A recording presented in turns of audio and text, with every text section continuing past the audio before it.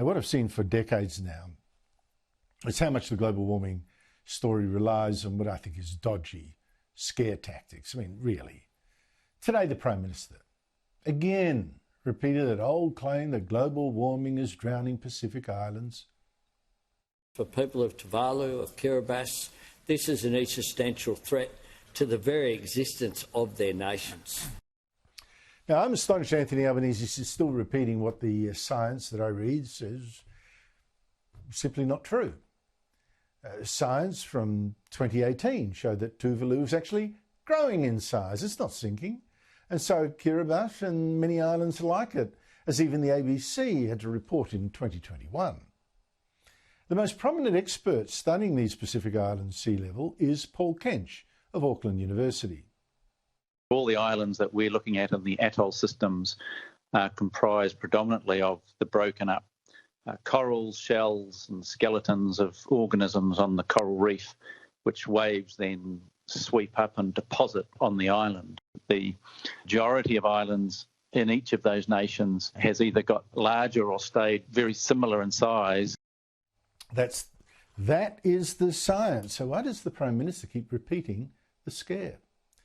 Joining me is our Tuesday regular commentator, National Senator M.Canavan, the former Resources Minister.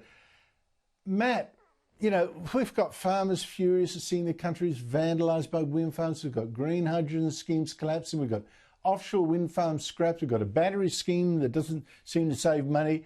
Yet you've got polls showing the public still backs so-called action on climate change. Why is that? Well, I think people will generally support something they think is a good. So when it's presented to them as something that is good for the world, they'll say they back it. The key question, though, Andrew, is how much will they pay for it? And when that question is asked, very rarely by pollsters, but when it's asked, the majority of Australians are willing to pay less than $2 a week, less than a cup of coffee a week, to reach this mythical target of net zero emissions. And so I think people here in Canberra have been hoodwinked into believing that somehow we must do climate action because it's something people say they want. Yes, well, people would love, I'm sure, would want a free battery. They want to have a free car thrown in as well, and a free house while you're at it. Let's do everything that's free. In the real world, people understand there are trade-offs, and we'd be much better off, especially on my side of politics, I think, being more explicit about those trade-offs, being an adult about it, not treating the Australian people like mugs, because at every election where we've pointed out these trade-offs, where we've said that, hey, this climate action is going to cost a lot of money, it's potentially going to cost a lot of jobs, we've done very, very well. We've done very well at every election where we've made that point. At the elections where we've rolled over and played the game a bit like our opponents in the Labor side, I would say, and just say, look, you can have everything. You can you can have lower taxes, you can have more government spending, and you can have lower emissions as well. When we try and play that game, it doesn't resonate with the people that would typically support what should be a pragmatic and practical centre-right party in this country. Mate, Matt, how often have I said, and it's so obvious, you cannot win an argument that you don't dare put. I mean, it's pretty simple. Barnaby Joyce has already put up a bill in the House of Reps to scrap the net zero target. Now you are putting up your own bill in the Senate to do exactly the same. Why is that? Well, it is. I've got to give credit to my colleague Barnaby Joyce. It's taking his bill and putting it into the Senate.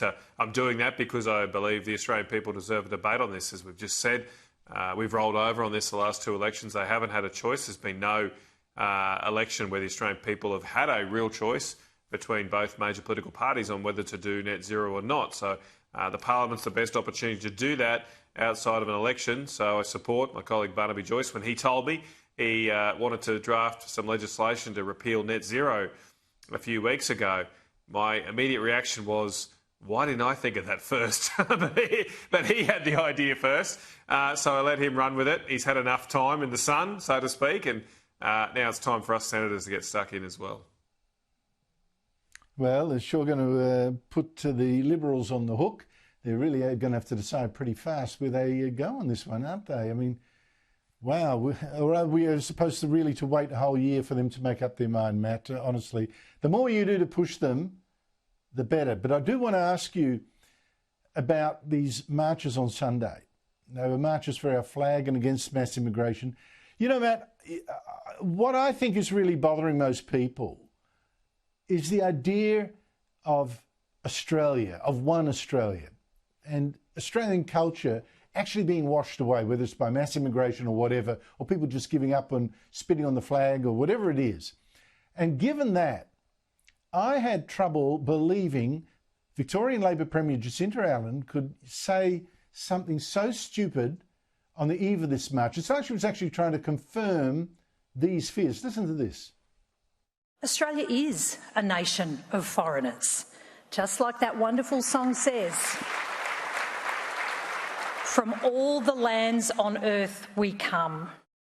I mean, it's plainly idiocy, because I, for one, am not a foreigner to this land. I was born here and born into a culture, Australian culture, which is again what another Labor Premier, South Australia's Peter Malinauskas, also didn't get, because he was making out, also in response to the marches, that we're all in ethnic tribes, I guess. There's no Australian culture to unite us. So listen to this. 2.4% of the South Australian population is Indigenous. That means that 97.6% of South Australians have an immigrant heritage. I'm proud of mine, and I think most South Australians are proud of theirs. And the people who are protesting today are naive to this state and this nation's own history. Let me make this perfectly clear. The overwhelming majority of South Australians don't just tolerate diversity and multiculturalism, we celebrate it. It is part of who we are. M.Canavan, your response?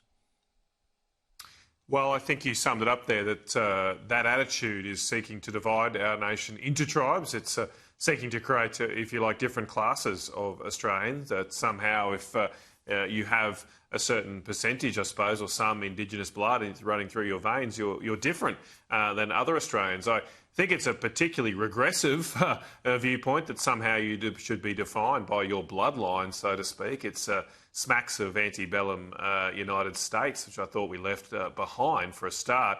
And secondly, you're absolutely right that there is something distinctly unique about Australia. The way we have developed our culture in what is a harsh and unforgiving land, the way we support each other as mates, as fellow Australians. And of course, we come from all different types of ethnic backgrounds, but then we unite as Australians, as one people here in this big, great southern land. And that's what I believe most people out there, most good people out there on the weekend were marching for. They weren't marching to say that, hey, we should never have migration or we shouldn't welcome anybody in addition to this great country.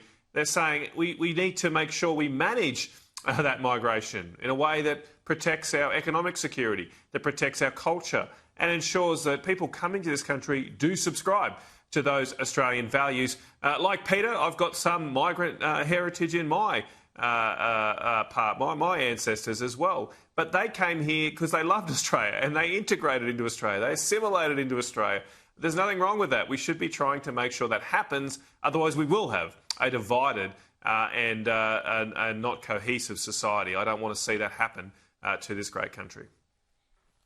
Yeah, their brand of multiculturalism is celebrating every culture but your own. And, there's also a mistake in saying, as you pointed out, that the marches were against immigrants. I'm from an immigrant family. I enjoy my Dutch heritage and speak Dutch and all that, but this is not about anti-immigration. We're not self-hating in that regard. It is about too much immigration, too fast, and a washing away of the values that unite us, which is so important, as you suggest. M.Canavan, thank you so much for your time. Really appreciate it.